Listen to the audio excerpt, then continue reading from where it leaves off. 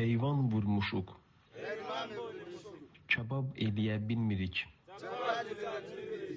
Mangal kamin ustası. Anar usta. Bizə kömək elə.